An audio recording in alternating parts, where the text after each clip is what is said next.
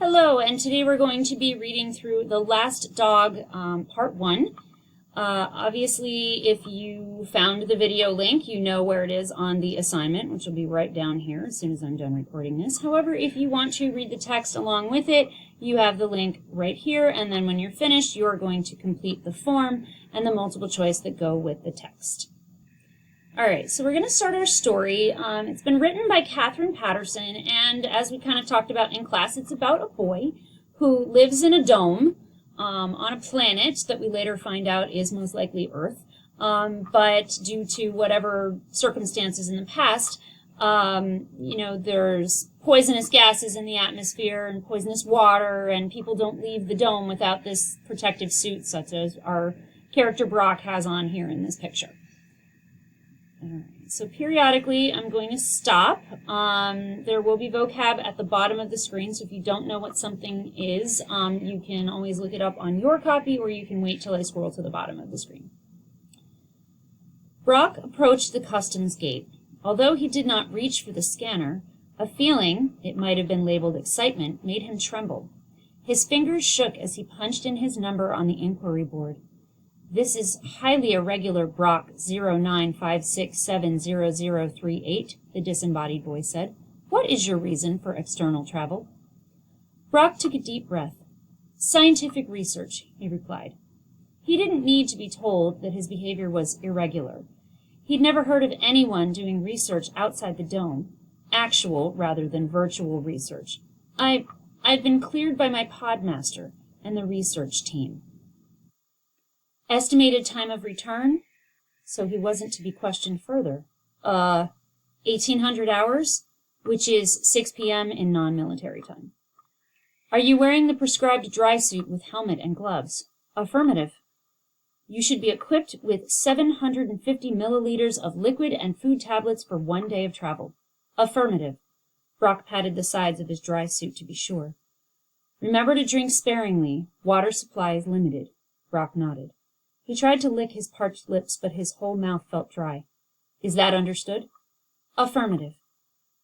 Was he hoping customs would stop him? If he was, they didn't seem to be helping him. Well, this was what he wanted, wasn't it? To go outside the dome, turn on the universal locator Brock 0956700038, and proceed to the gate. So basically we've got this situation where Brock is leaving the compound for the first time, and we find out this is a very unusual situation for anybody in his compound, let alone, for one kid to go out on his own. Why weren't they questioning him further? Were they eager for him to go? Ever since he'd said out loud in group speak that he wanted to go outside the dome, people had treated him strangely. That session with the podmaster and then the interview with the representative from research? Did they think he was a deviant? Deviants sometimes disappeared. The word was passed around that they had gone outside, but no one really knew. No deviant had ever returned. So the word deviant is usually used for people who do immoral things or things that are wrong or things that people in society think are wrong. So the idea is, whenever someone in the society does something wrong, they think it's just a dirty, nasty thing. Could be something as simple as questioning the government or asking to go outside. But then what happens to them is they disappear. They go outside the dome, but they never come back, and no one knows what happens to them. All right. So in this society, whoever's ruling the community has ultimate control over what's going on and what is said and questioned. The gate slid open before he was quite ready for it. Brock found himself outside the protection of the dome. He blinked. The sun, at least it was what he was called the sun in virtual lessons, was too bright for his eyes, even inside the tinted helmet. He took a deep breath, one last backward look at the dome, which, with the alien sun gleaming on it, was even harder to look at than the distant star, and started across an expanse of brown soil. Was it? To what he recognized from holograms as a line of purplish mountains in the distance. It was. He pulled the scanner from outside from his outside pouch and checked it. Hot. Oh, that was what he was feeling. Hot. He remembered hot from a virtual lesson he had had once on deserts. He wanted to take off the dry suit, but he had been told since he could remember that naked skin would suffer irreparable burning outside the protection of the dome. He adjusted the control as he walked so that the unfamiliar perspiration would evaporate.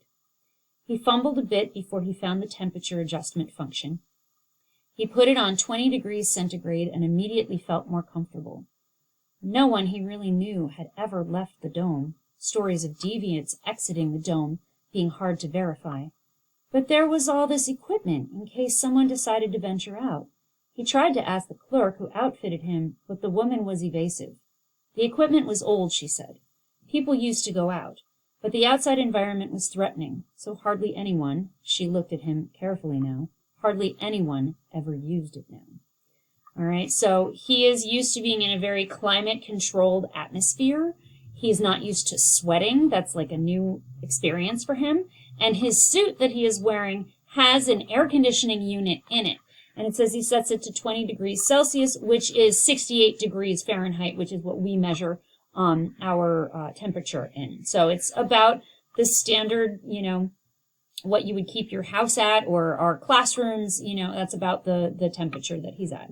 And then the idea that he realizes no one's ever been outside, yet they still have this equipment. And the woman kind of looks at him weird, and she's like, well, hardly anyone ever uses it. And she kind of gives him that, except you type of thing, without saying it. All right. Was Brock then the only normal person still curious about the outside? Or had all those who had dared to venture out perished, discouraging further forays? Perhaps he was a deviant for wanting to see the mountains for himself. When he'd mentioned it to others, they had laughed, but there was a hollow sound to the laughter. If he never returned, he had no one to blame but himself.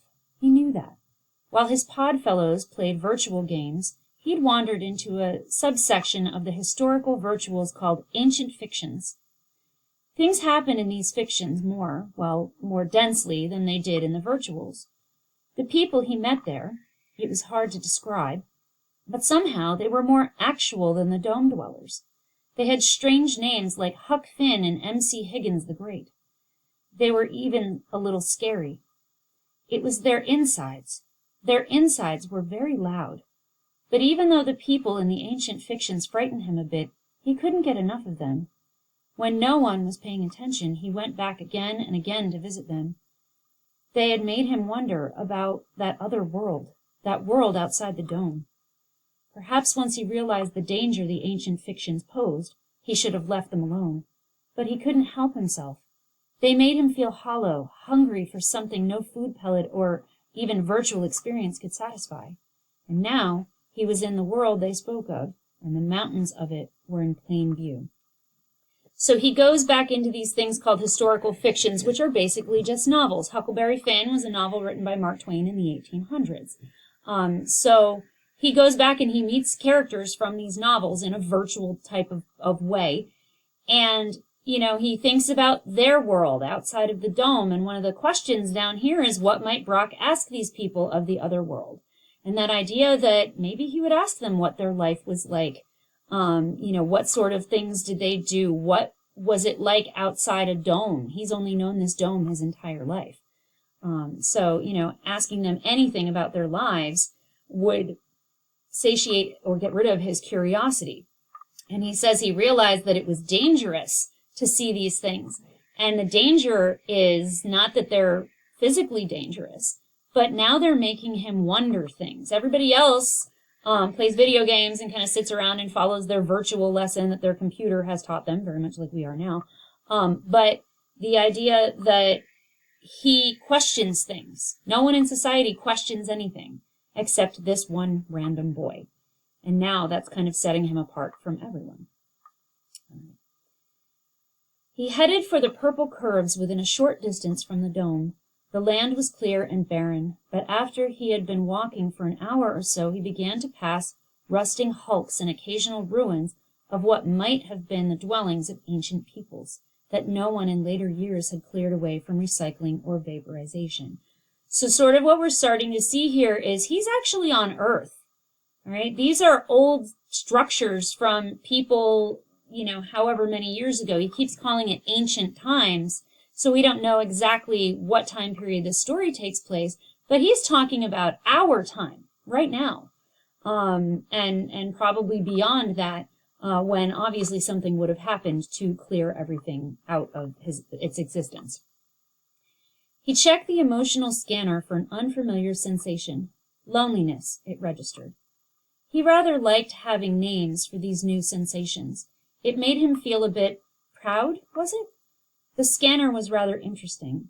He wondered when people had stopped using them. He hadn't known they existed until in that pod meeting. He had voiced his desire to go outside. It also indicates that they don't really have names for emotions. They don't process emotions in his time, so he has this ancient scanner that he's using that gives him the words for the feelings that he has. The podmaster had looked at him with raised eyebrow and a sniff. Next thing you'll be asking for a scanner, he said. What's a scanner? Brock said. The podmaster requisitioned one from storage, but at the same time he must have alerted research because it was the representative from research who had brought him the scanner and questioned him about this expressed desire for an actual adventure, a journey outside the dome. What has prompted this unusual ambition? The representative had asked, his eyes not on Brock, but on the scanner in his hand. Brock had hesitated, distracted by the man's fidgeting with the strange instrument. I'm interested in scientific research, Brock said at last. So here he was, out of the pod, alone for the first time in his life. Perhaps, though, he should have asked one of the pod fellows to come along, or even the pod robopet. But the other fellows all laughed when he spoke of going outside, their eyes darting back and forth. Nothing on the outside, they said, could equal the newest virtual adventure. He suddenly realized that ever since he started interfacing with the ancient fictions, his fellows had given him that look. They did think he was odd, not quite the same as a regular pod fellow. Brock didn't really vibe with the pod robopet. It was one of the more modern ones, and when they'd programmed its artificial intelligence, they'd somehow made it too smart. The robopet in the child's pod last year was older, stupider, and more fun to have around. He'd badly underestimated the distance to the mountains. The time was well past noon, and he had at least 3 kilometers left to go. That's a little more than a mile and a half. Should he signal late return or turn about now? He didn't have much more than one day's scant supply of water and food tablets, but he was closer to the hills than the dome. He felt a thrill, excitement, and pressed on. So what we're sort of getting here is the idea that he is raised in a pod with other people. We'll find out a little bit more about that later. But the idea that he is the only one that actually wants an actual adventure. And up here it asks, what kind of conflict do we see so far? So we're seeing a couple of different types of conflict right now. Remember, conflict is a problem. So we're seeing that conflict of character versus society, where he is different than everyone else in his society, and people are looking at him strange. He feels kind of like an outsider, like he doesn't belong, and that causes an internal conflict for him to struggle with himself. He keeps second-guessing himself. He keeps questioning the things that he's doing. He keeps going, am I a deviant? Because he doesn't know. And he's kind of worried about what these other people are thinking of him. And that's causing this kind of internal struggle for him as well. So we've got these two different types of conflict going on in this story. There were actual trees growing on the first hill, not the great giants of virtual lessons, more scrubby and bent, but they were trees. He was sure of it. The podmaster had said that trees had been extinct for hundreds of years. Brock reached up and pulled off a leaf. It was green and had veins. In some way, it looked like his own hand. He put the leaf in his pack to study later. He didn't want anyone accusing him of losing his scientific objectivity. Only deviants did that. Farther up the hill, he heard an unfamiliar burbling sound. No, he knew that sound. It was water running. He'd heard it once when the liquid dispenser had malfunctioned. There'd been a near panic in the dome over it. He checked the scanner. There was no caution signal, so he hurried toward the sound. It was a brook. He was sure of it. Virtual lessons had taught him that there were such things outside in the past, but that they had long ago gone poisonous, and then, in the warming climate, had dried up. But here was a running brook, not even a 4-hour journey from his home. His first impulse was to take off his protective glove and dip in a finger. But he drew back. He had been well conditioned to avoid danger. He sat down clumsily on the bank. Yes, this must be grass. There were even some tiny flowers mixed in the grass. Would the atmosphere poison him if he unscrewed his helmet to take a sniff? He punched the scanner to read conditions, but the characters on the scanner panel danced about uncertainly until, at length, the disembodied voice said, "Conditions unreadable." He'd better not risk it. He pushed the buttons now for liquid and pellets. A tube appeared in his mouth. It dropped a pellet on his tongue, and from the tube he sucked liquid enough to swallow his meal. What was it they called outside nourishment in the history virtuals? A picnic? Something like that. He was having a picnic in the woods by a brook. A hasty consulting of the scanner revealed that what he was feeling was pleasure. He was very glad he hadn't come with an anxious podfellow or worse, an advanced robo-pet that would no doubt be yanking at his suit already, urging him back toward the dome. All right, so now that he's out here, even though he's kind of scared and doesn't know what to expect, he's glad to be by himself. He wants to experience this without some, robot dog yanking at him or one of his other podfellows just being nervous and scared all the time. And he's finding all of these natural things that we take for granted because we see every day, like trees and grass and flowers and water. It was then, in the middle of the post-picnic satisfaction, that he heard the new sound, like that programmed into a robo-pet, yet different. He struggled to his feet. The dry suit from storage was certainly awkward when you wanted to stand up or sit down. Nothing on the scanner indicated danger, so he went to the scrubby woods toward the sound and stopped abruptly. Something was lying under the shadow of a tree, something about 1 meter long, that's about 3 feet. It was furred and quite still. The sound was not coming from it. He saw the small dog, and then he saw the small dog, the puppy. He was sure it was a puppy, nosing the stiff body of what must have once been its mother, making the little crying sounds he'd heard from the brook. Later, much later, he realized that he should have been wary. If the older dog had died of some extradomal disease, the puppy might have been a carrier, but at the time all he could think of was the puppy, a small creature who had lost its mother. He had found out about mothers from the virtuals. Mothers were extinct in the dome. Children were conceived and born in the lab and raised in units of 12 in the pods, presided over by a bank of computers and the podmaster. Nuclear families, as everyone knew, had been wasteful of time, energy, and space. There was an old proverb, the key to survival is efficiency. So though Brock could guess the puppy was sad, like that fictions person Joe, whose podmate expired, he didn't know what missing a mother would feel like, and who would whimper for a test tube. So, we just find out here that Brock doesn't have a mother or father. He's created in a test tube in a lab. He grows up with other children his age in one pod, kind of like dormitory style. And so he doesn't know what it would be like to lose a parent like this. But he can imagine this puppy sad, and he can imagine that because he's seen it in the historical fictions. Now this one here that says Joe, whose podmate expired, I'm not exactly sure what they're referring to, but this could definitely be a reference to the story Little Women, because the spelling of Joe is usually a shortened version of like Josephine.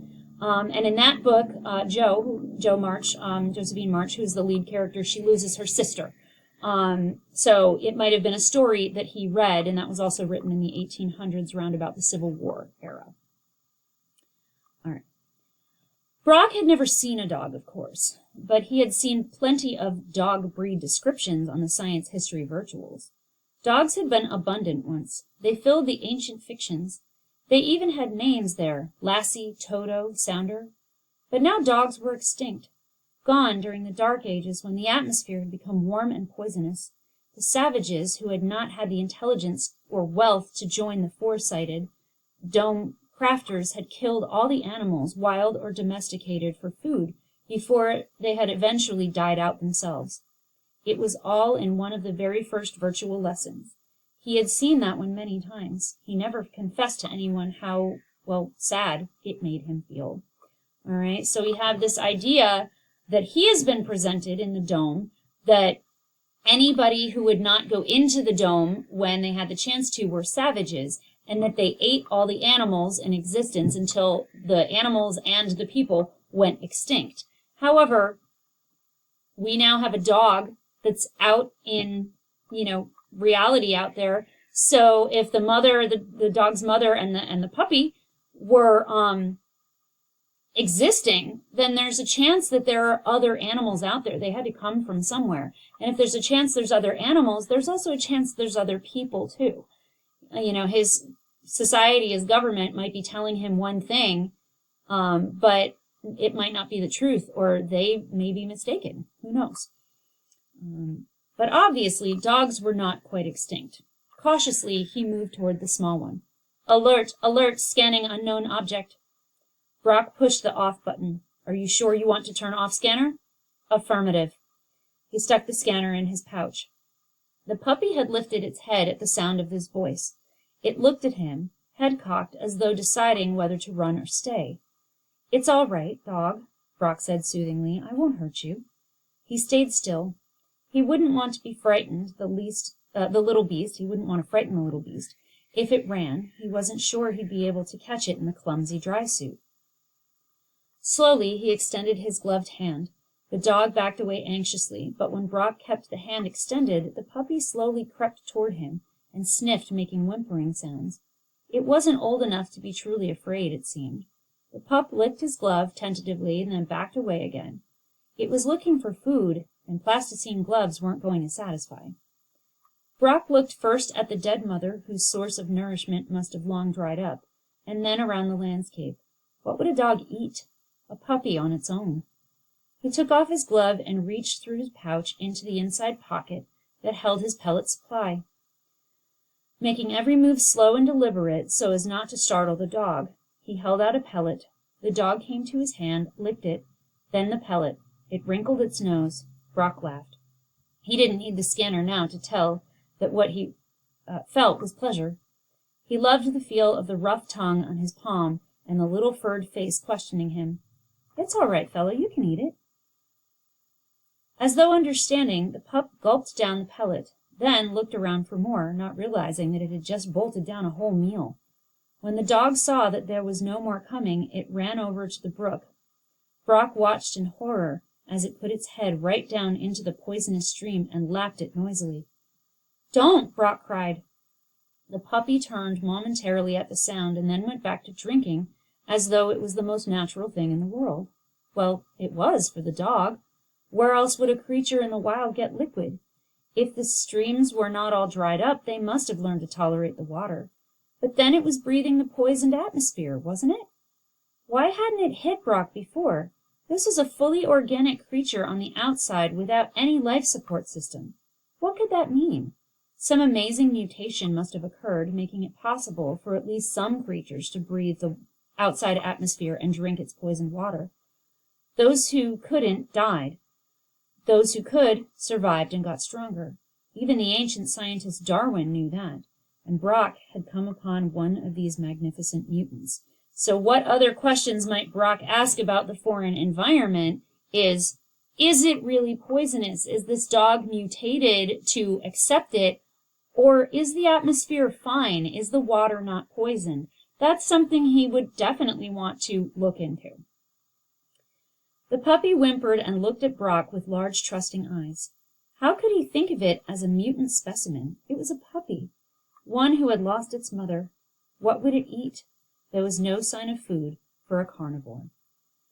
All right, and we have this cute little picture of the dog and whatnot.